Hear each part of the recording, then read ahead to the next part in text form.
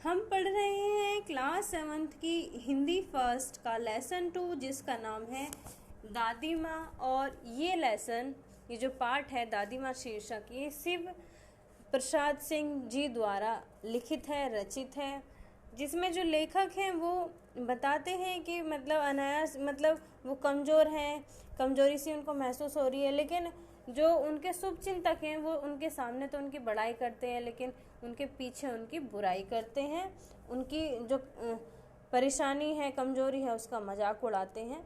और उसी तरीके से उनके बारे में सोचते हुए ही अनायास ही उनको अपने बचपन की याद आ जाती है कि वो किस तरीके से झाग वाले पानी में नहाया करते हैं। आज वो बता रहे हैं कि मैं उस समय बीमार था और मेरा मन बहुत ज़्यादा उस झाग वाले पानी में नहाने का था। आइए पढ़ते हैं कहानी में अब क्या होता है। दिन में मैं चादर लपेटे सोया था। दादी माँ आई, शायद नहाकर आई थी उसी झागवाल जल में। पतले दुबले स्नेह सने शरीर पर सफ़ेद किनारीहीन धोती, सन से सफ़ेद बालों के सिरों पर सद टपके हुए जल की शीतलता। आते ही उन्होंने सिर पेट छुए, आंचल की गांठ खोल किसी अदृश्य शक्तिधारी के चबूतरे की मिट्टी मुंह में डाली, माथे पर लगाई।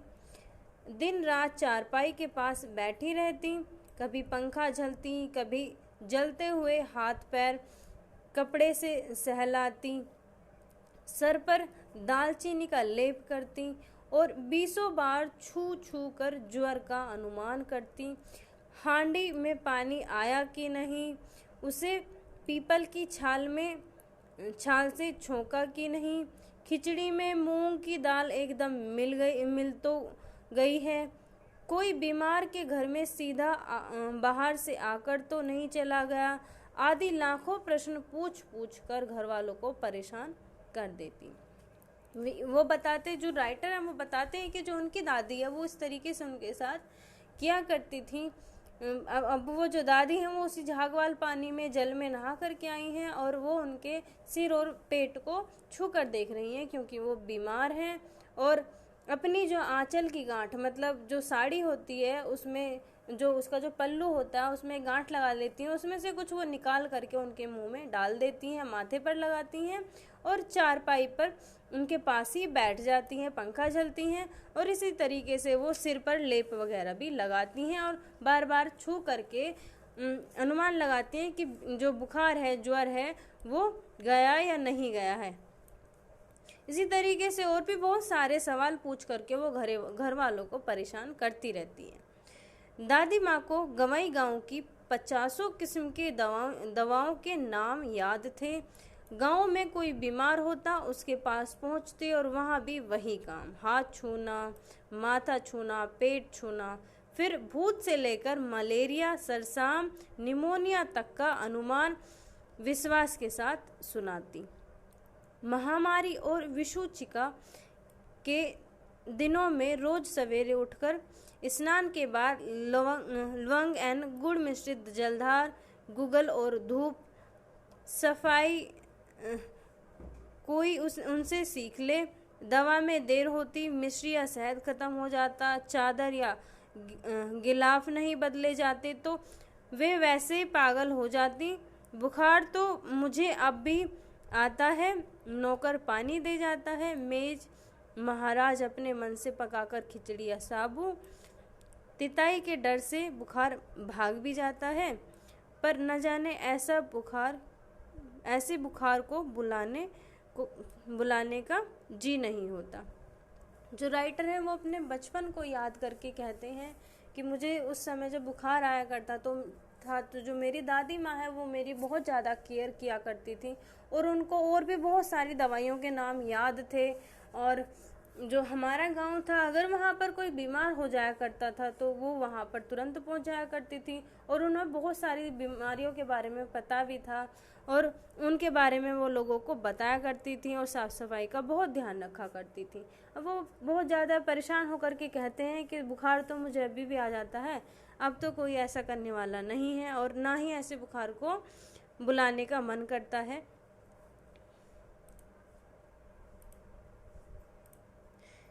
किशन भैया की शादी ठीक हुई।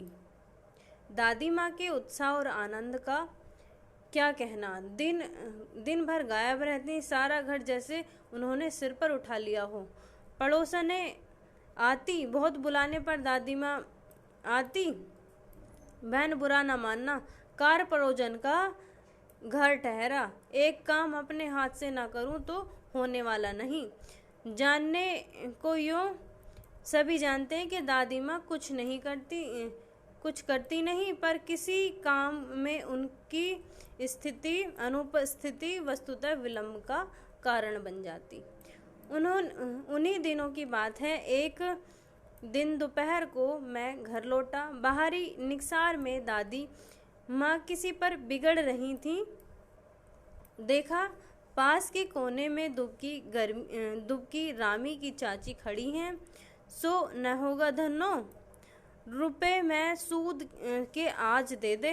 तेरी आंख में तो शर्म है नहीं। मांगने के समय कैसी आई थी, पैरों पर नाक रगड़ी फिरी। फिर न एक पाई भी न दी, किसी ने एक पाई भी न दी। अब लगी है आजकल करने, फसल में दूंगी। अब क्या तेरी खातिर दूसरी फसल कटेगी। वो बताते हैं, राइटर बताते हैं कि उनके भाई जो है किशन, उनकी शादी अभी अभी हुई है। जो दादी माँ है वो दिन भर गायब रहती हैं, उत्साहित हैं लेकिन दिन भर गायब रहती हैं, और घर लगभग उन्होंने सिर पर उठाया हुआ है। पड़ोसने आती तो दादी माँ बहुत बुलाने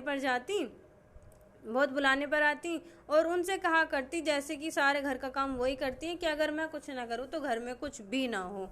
ठीक है, उसी तरीके से जो दादी माँ है वो एक दिन एक औरत पर, जो कि रामी की चाची है, उन पर बिगड़ रही हैं, उनसे पैसों की मांग कर रही हैं जो कि उन्होंने उनको दिए हुए थे, और उनको बहुत बुरा भला वो सुना रही हैं।